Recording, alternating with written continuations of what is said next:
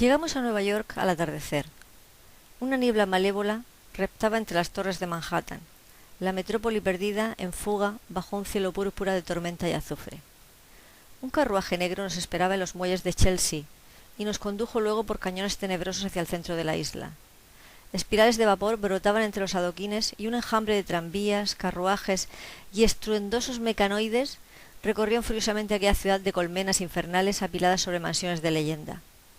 Gaudí observaba el espectáculo con mirada sombría.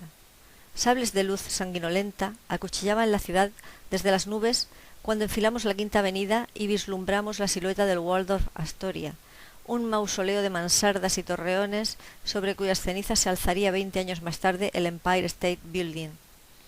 El director del hotel acudió a darnos la bienvenida personalmente y nos informó de que el magnate nos recibiría al anochecer. Yo iba traduciendo al vuelo. Gaudí se limitaba a asentir. Fuimos conducidos hasta una lujosa habitación en la sexta planta, de la que se podía contemplar toda la ciudad sumergiéndose en el crepúsculo. Le di al mozo una buena propina y averigüé así que nuestro cliente vivía en una suite situada en el último piso y nunca salía del hotel. Cuando le pregunté qué clase de persona era y qué aspecto tenía, me respondió que él no lo había visto jamás y partió a toda prisa. Llegada la hora de nuestra cita, Gaudí se incorporó y me dirigió una mirada angustiada. Un ascensorista ataviado de escarlata nos esperaba al final del corredor. Mientras ascendíamos, observé que Gaudí palidecía, apenas capaz de sostener la carpeta con sus bocetos. Llegamos a un vestíbulo de mármol frente al que se abría una larga galería. El ascensorista cerró las puertas a nuestras espaldas y la luz de la cabina se perdió en las profundidades. Fue entonces cuando advertí la llama de una vela que avanzaba hacia nosotros por el corredor. La sostenía una figura esbelta, enfundada en blanco. Una larga cabellera negra enmarcaba el rostro más pálido que recuerdo, y sobre él 2 ojos azules que se clavaban en el alma, 2 ojos idénticos a los de Gaudí. Welcome to New York. Nuestro cliente era una mujer joven, de una belleza turbadora, casi dolorosa de contemplar. Un cronista victoriano la habría descrito como un ángel, pero yo no vi nada angelical en su presencia. Sus movimientos eran felinos, su sonrisa reptil. La dama nos condujo hasta una sala de penumbras y velos que prendían con el resplandor de la tormenta. Tomamos asiento. Uno a uno, Gaudí fue mostrando su bosquejo mientras yo traducía sus explicaciones. 1 hora o una eternidad más tarde, la dama me clavó la mirada y, relamiéndose de carmín, me insinuó que en ese momento debía dejarla a solas con Gaudí. Miré al maestro de reojo. Gaudí asintió, impenetrable. Combatiendo mis instintos, la obedecí y me alejé hacia el corredor, donde la cabina del ascensor ya abría sus puertas. Me detuve un instante para mirar atrás y contemplé cómo la dama se inclinaba sobre Gaudí, y tomando su rostro entre las manos con infinita ternura, lo besaba en los labios. Justo entonces el aliento de un relámpago prendió en la sombra, y por un instante me pareció que no había una dama junto a Gaudí, sino una figura oscura y cadavérica, con un gran perro negro tendido a sus pies. Lo último que vi antes de que el ascensor cerrase sus puertas fueron lágrimas sobre el rostro de Gaudí, ardientes como perlas envenenadas. Al regresar a la habitación, me tendí en el lecho con la mente asfixiada de la náusea y sucumbí en un sueño ciego.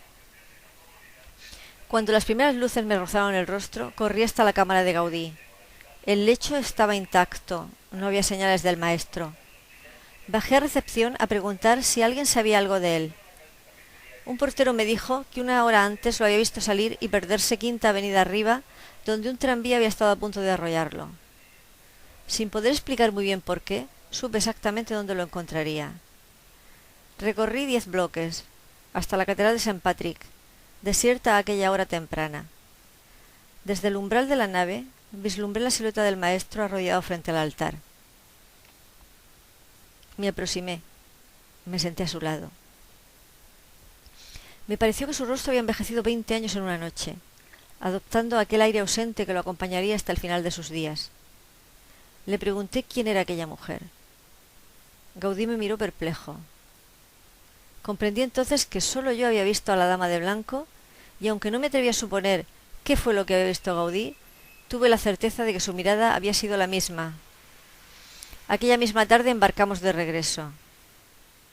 Contemplábamos New York desvanecerse en el horizonte cuando Gaudí extrajo la carpeta con sus bocetos y los lanzó por la borda.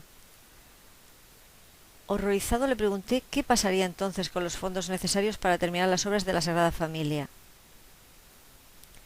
«Déu no té pressa, i jo no puc pagar el preu que se'm demana». 1000 veces le pregunté durante la travesía qué precio era ese y cuál era la identidad del cliente que habíamos visitado. 1000 veces me sonrió cansado, negando en silencio. Al llegar a Barcelona, mi empleo de intérprete ya no tenía razón de ser, pero Gaudí me invitó a visitarlo siempre que lo deseara. Volví a la rutina de la facultad, donde Moscardó esperaba ansioso por sonsacarme. Fuimos a Manchester a ver una fábrica de remaches, pero volvimos a los 3 días porque Gaudí dice que los ingleses solo comen buey cocido y le tienen ojeriza a la Virgen. ¡Té collons! Tiempo después, en una de mis visitas al templo, descubrí en uno de los frontones un rostro idéntico al de la dama de blanco. Su figura, entrelazada en un remolino de serpientes, insinuaba un ángel de alas afiladas, luminoso y cruel. Gaudí y yo nunca volvimos a hablar de lo sucedido en New York. Aquel viaje siempre sería nuestro secreto. Con los años me convertí en un arquitecto aceptable, y merced a la recomendación de mi maestro, obtuve un puesto en el taller de Héctor Grimaud en París. Fue allí donde 20 años después de aquella noche en Manhattan, recibí la noticia de la muerte de Gaudí. Tomé el primer tren para Barcelona, justo a tiempo de ver pasar el cortejo fúnebre que lo acompañaba hasta su sepultura en la misma cripta donde nos habíamos conocido. Aquel día envié mi renuncia a Grimaud. Al atardecer rehice el camino hacia la Sagrada Familia que había recorrido para mi primer encuentro con Gaudí. La ciudad abrazaba ya el recinto de las obras y la silueta del templo escalaba un cielo ensangrentado de estrellas. Cerré los ojos y por un momento pude verlo terminado, tal y como solo Gaudí lo había visto en su imaginación. Supe entonces que dedicaría mi vida a continuar la obra de mi maestro, consciente de que tarde o temprano habría de entregar las riendas a otros, y ellos, a su vez, harían lo propio. Porque, aunque Dios no tiene prisa, Gaudí, donde quiera que esté, sigue esperando.